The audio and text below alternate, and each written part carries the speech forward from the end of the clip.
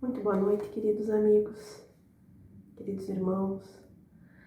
É com muita alegria que mais uma vez nós nos encontramos pelos meios virtuais para refletirmos, para contribuirmos como espíritos imortais, refletindo à luz da doutrina espírita temas do nosso dia a dia, na nossa luta, na moldagem de nós mesmos. Quando nós pensamos em virtudes e nas maneiras de construirmos essas virtudes, do ponto de vista do espírito imortal, nós precisamos ter em mente que nós não vamos construir algo que esteja externo a nós. Todas as virtudes divinas, elas já estão em nós. Essas virtudes, elas estão em um estado de semente, um germe, todas já em nós. Então, quando nós vamos tratar do desenvolvimento dessas virtudes, das nossas virtudes, nós podemos pensar como, ou lembrar, do que Paulo de Tarso diz na carta aos Coríntios, quando fala: eu plantei, Apolo regou, mas Deus deu o crescimento.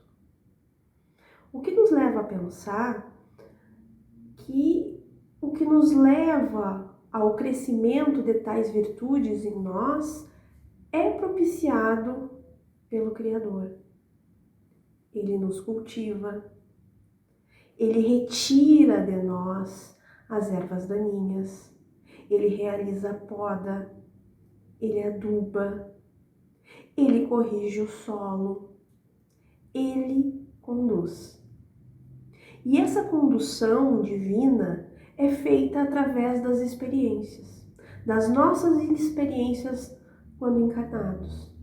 Então, quando nós falamos em desenvolvimento de virtudes, nós deveríamos pensar na encarnação do ponto de vista, por um outro ponto de vista, como um todo, representando um grande processo de evangelização, a nossa encarnação. Temos que levar tudo isso em conta. A nossa encarnação, a nossa história reencarnatória, o gênero das nossas provas, o gênero das nossas expiações. Tudo isso diz muito sobre nós. Dizem sobre o que nós precisamos corrigir em nós, o que precisa ser estimulado em nós. E por isso, nós nos lembramos que na mensagem Provações, o Espírito Emmanuel nos diz assim: diante das provações, não desanimes, segue adiante. Porque todos nós nascemos com lições e problemas. Lições e problemas.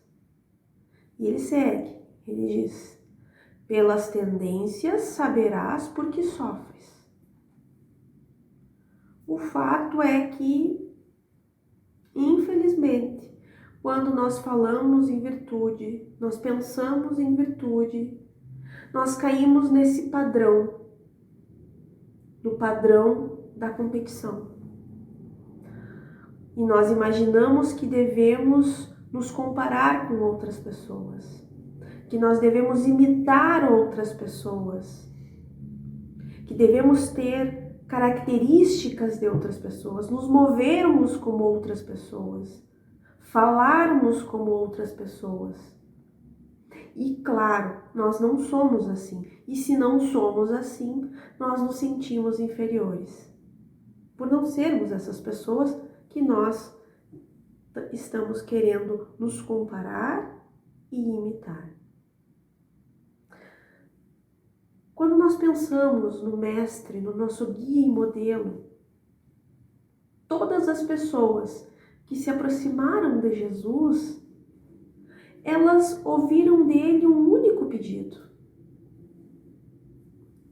seja melhor. Nunca ouviram de Jesus: seja outra pessoa. Copie Paulo, copie Pedro. E nos lembramos do exemplo que nos vem, que é de Joana de Cusa. Ela chega para Jesus e diz: Mestre, eu ouvi a sua mensagem, eu amo a sua mensagem e eu gostaria de segui-lo, eu quero segui-lo. Mas eu tenho meu marido. Ele é preposto do César. O que eu faço agora? E o que Jesus aconselha a Joana? Aconselha a voltar para o lar. Ampare o seu marido. Ampare os seus filhos. No Evangelho, não há justificativa para que nós nos tornemos uma outra pessoa. Ou nos tornemos alguém que não somos. Porque esse pode ser o grande equívoco de quem busca o desenvolvimento das virtudes. A evolução espiritual não é uma competição com o outro. E isso precisa ficar muito claro. Por isso, na mesma mensagem, quando Emmanuel conclui a mensagem Provações, ele diz assim: o nosso maior desafio reside em nós mesmos. Então, o nosso maior competidor não é uma pessoa, uma outra pessoa. A pessoa que mais vai nos dar trabalho somos nós mesmos. A virtude é alguém que se resolveu. É que fez ajustes internos, não alguém que se tornou outra pessoa. Ou seja, se nós pararmos para pensar e para refletir, nós estamos gastando energia demais para combater a nossa imperfeição, nos esquecendo que esse trabalho precisa ser natural, espontâneo, por meio da nossa vontade, da nossa disciplina, porque só assim nós vamos conseguir, ainda que devagar, moldar as nossas virtudes e transformá-las em algo que frutifique. No livro Renúncia, salvo engano, quando Alcione se prepara para reencarnar, Antêmio diz a ela: você vai fazer parte de uma missão arriscada. E esse espírito, o espírito de Alcione, não estava em nosso lar.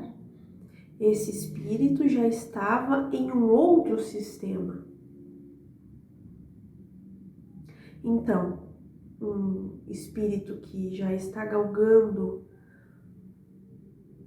momentos mais felizes na sua escalada evolutiva, mesmo quando esse espírito toma novamente a carne, ele precisa ter consciência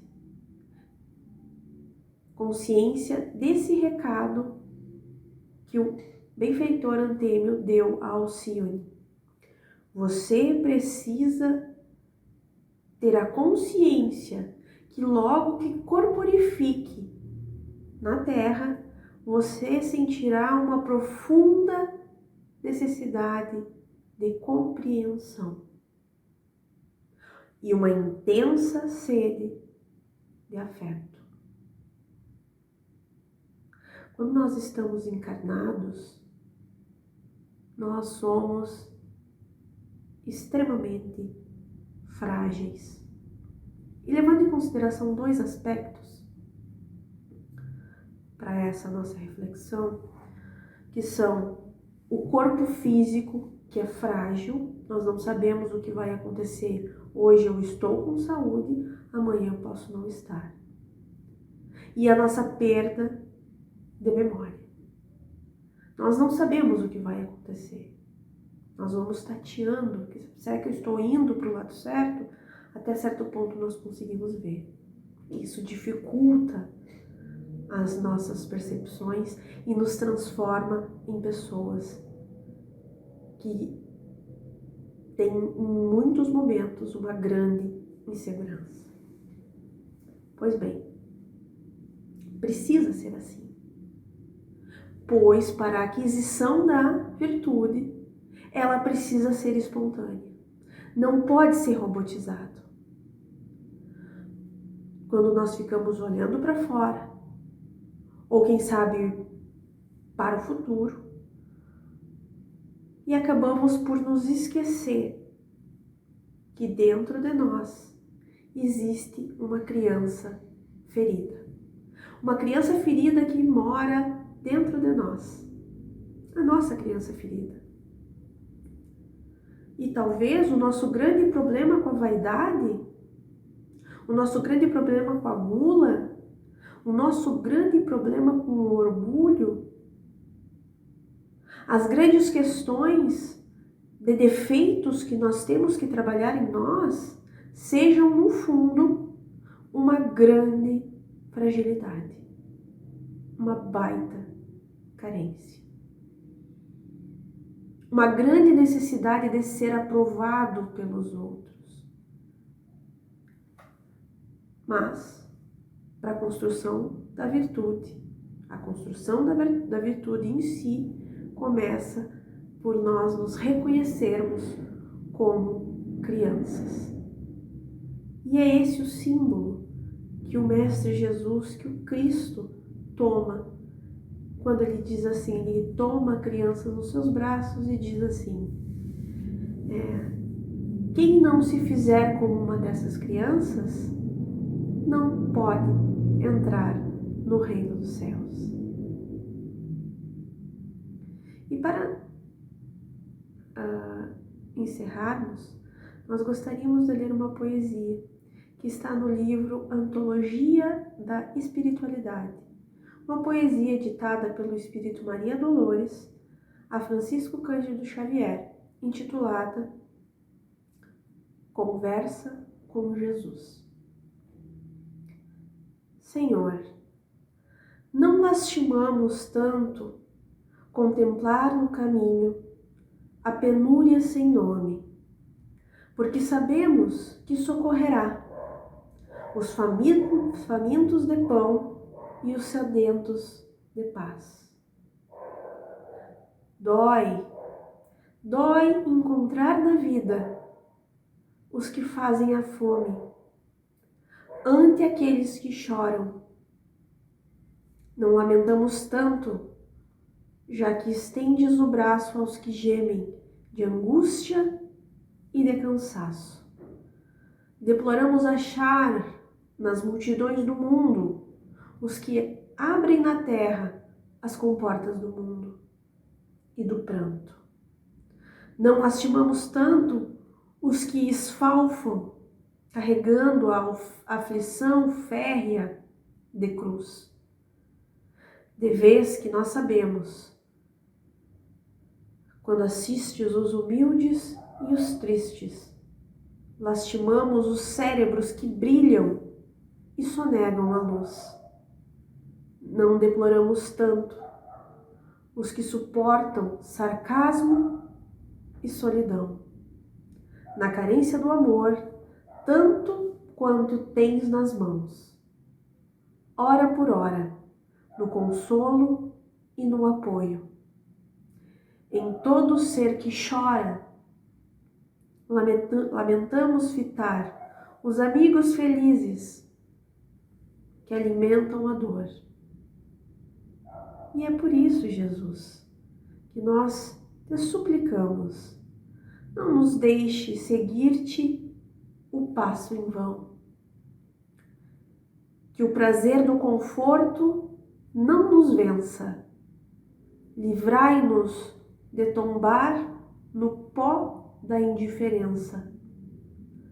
Inda que a provação nos seja amparo e guia.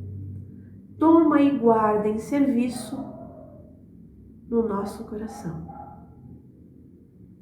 Muito obrigada, meus irmãos. Que a paz do Divino Mestre Jesus nos ampare, hoje e sempre.